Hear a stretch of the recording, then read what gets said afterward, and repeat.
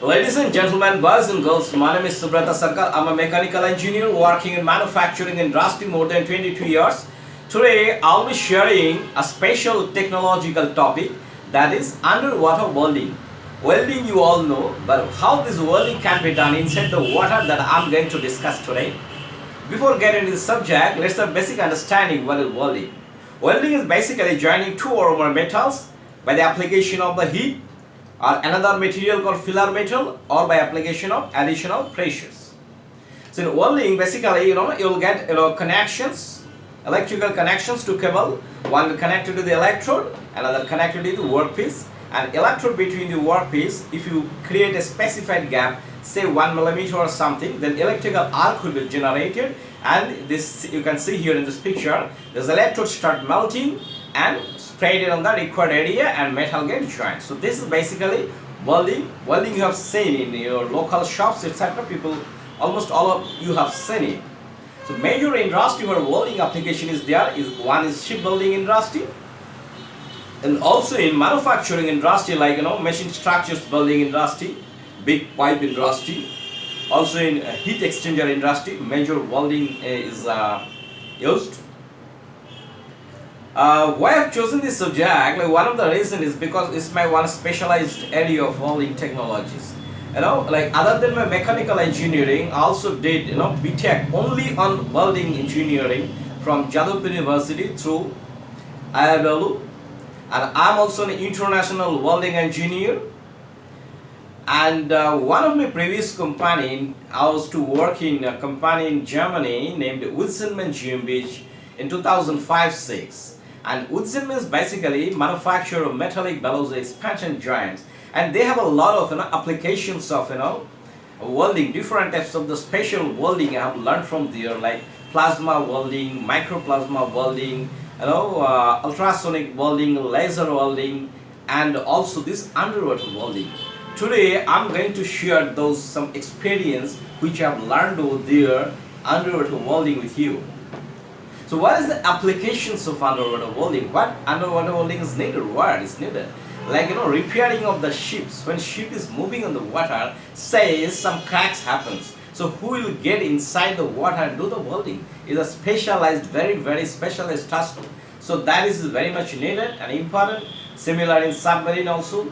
And construction under sea, there are a lot of construction needed in undersea, and there are no pipelines. There are a lot of oil pipelines goes inside the under sea beds actually. If something happens, some crack happens with those pipes, somebody needs to go and weld the pipe under the water, say 1 kilometer under the water, or depends on the different conditions.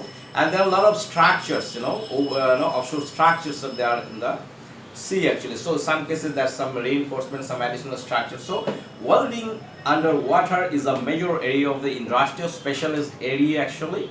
So that area I'm going to share. You can see here in these applications like onshore construction, offshore construction, and a lot of things. Submarine, like if submarines there is a crack is come, so need to repair immediately. In ships also. So in their open water, people do welding. This is called wet underwater welding, or underwater welding in wet conditions. So everything, electrode, everything is in contact with the water. There is another type of the welding inside the water happens. It is called dry welding inside the water. So this is basically you have some structures like this is the concept actually. Say you have some two half structure, splitted structure. You put it on the pipe which is there inside the water, and close the two halves into a single piece, and remove the water to the pumps and create a chamber. So that is called basically this is underwater dry welding actually. You can see here in this picture, this is a real welding setup, but this type of setup nowadays doesn't used actually. It is more than 30 years, 40 years back picture, and this is one of the latest modern picture actually. To it drop down through ships actually, and then set on the pipe where this joint is needed actually. And you can see inside of this chamber is basically like any room or chamber, so people can sit and do this welding inside the water or the seabed actually. Now there are advantages and disadvantages of the dry and wet welding. Like because doing dry welding inside the seabed actually, it is some positive side is like diver is safety. Like welder is very much safe actually. This condition is as same as ground welding. There's a good welding quality is also very improved because it is not in contact with the water. Surface monitoring, you can see your NDT non-destructive testing is possible in dry underwater welding. But wet welding, wet welding is very more versatile and low cost. You can go immediate to the water and do the welding that is possible. Easy reachable position, high operating speeds, and minimum equipment required. This is advantage of the wet welding. But underwater welding, this protective equipments are needed. Like this is the special helmet for the underwater welder. Its cost is very much like more than 1 lakhs of rupees for a single helmet for underwater welding, and is also very much heavy actually. I have also seen and not checked it. It's very much heavy. He is one of my friends actually who used to, my colleague used to work in Wilson GmbH in Germany. He was underwater welding specialist. Now there are training actually given for underwater welding. Those who can do the welding on the ground, they given a diver training actually. They go inside the water and do the welding inside the water actually.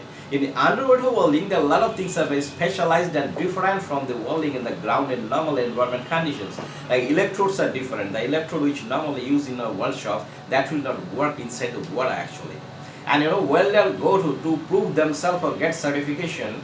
Well, like in the way we do in ground welding, the welder makes some test pieces inside the water, and those test pieces are get back and sent to the laboratory to check the metallurgical and chemical properties. If it is okay, then welder gets certified. Actually, it's not a very easy job actually. And after passing this underwater training, people get this type of certification.